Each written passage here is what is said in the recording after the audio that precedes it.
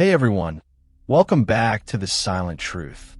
On this channel, we uncover the dark, mysterious, and chilling stories that most people would rather ignore. If you're a fan of strange and unsettling events, then you're in the right place. Make sure to subscribe and turn on notifications so you never miss a story that will keep you on the edge of your seat. Today, we have a truly disturbing story. One that has baffled people for over a century. It's about a reverend, a dangerous stranger, and a horrifying event that took place in a quiet, rural town. By the end of this story, you'll understand why some places are better left undisturbed. On the cold afternoon of January 5th, 1909, 56-year-old Reverend John Carmichael kissed his family goodbye and stepped out of his small cottage, wrapping his cloak tightly over his black suit. He mounted his horse and rode out onto the snowy road, making his way toward a neighboring town, Columbus, about 9 miles away.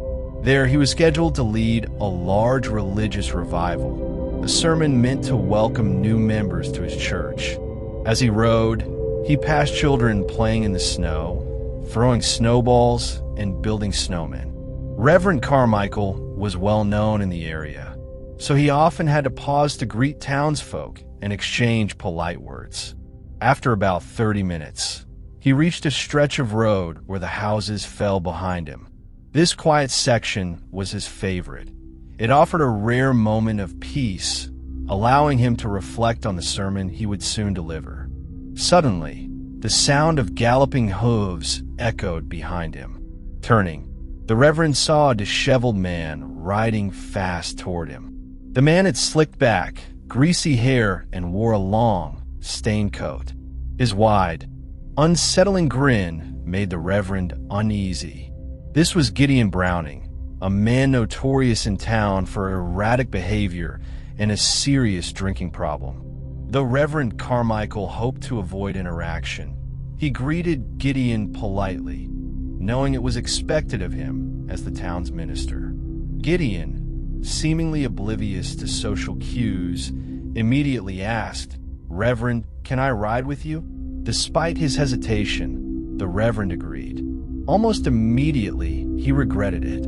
Gideon's conversation was incessant and intrusive.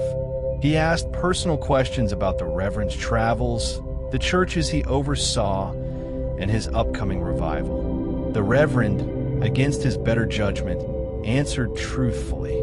Gideon then began doing something even stranger. He pulled a silver coin from his pocket and flipped it repeatedly into the air, catching it with perfect rhythm as he rode. The sound of the coin hitting his palm was strangely hypnotic.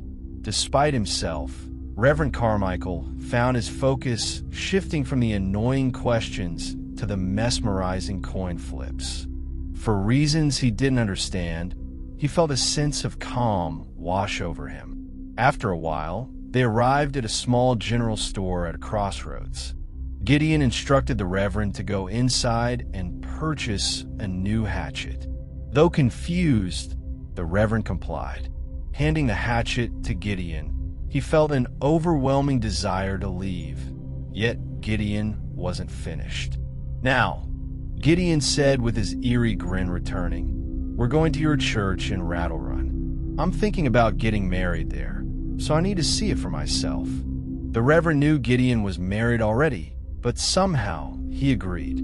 Once again, the coin reappeared in Gideon's hands, flipping hypnotically as they rode side by side to the small town of Rattle Run.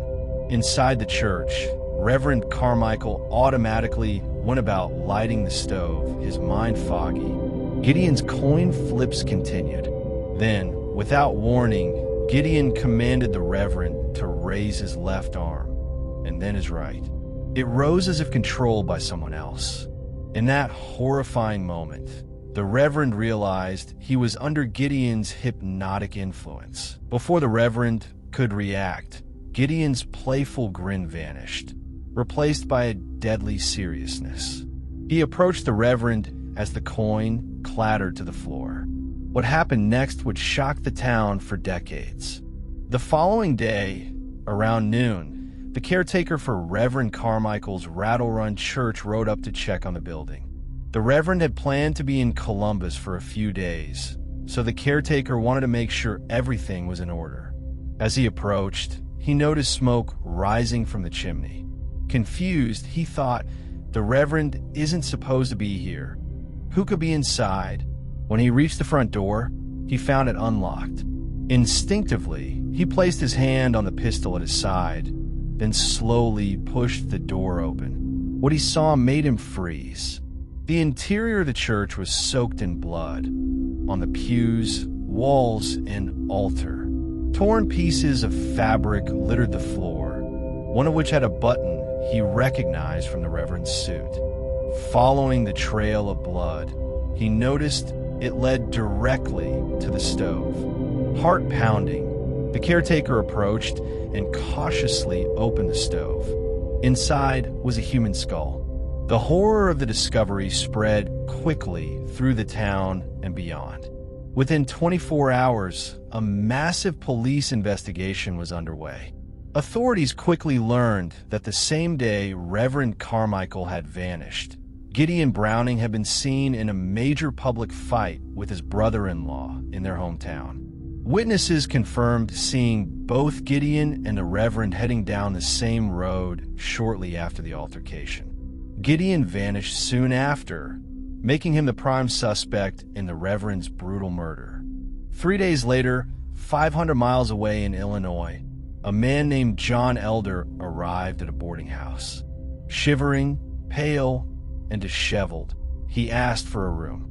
Miranda Hughes, the owner, noticed how sickly he appeared, but let him stay.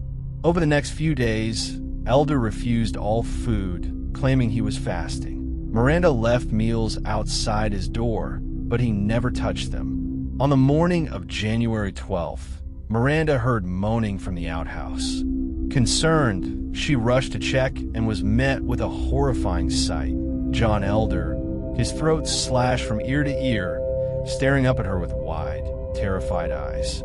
She ran for the police, but by the time they arrived, Elder was dead. Initially, his death seemed unrelated to the murder in Rattle Run, until police searched his belongings.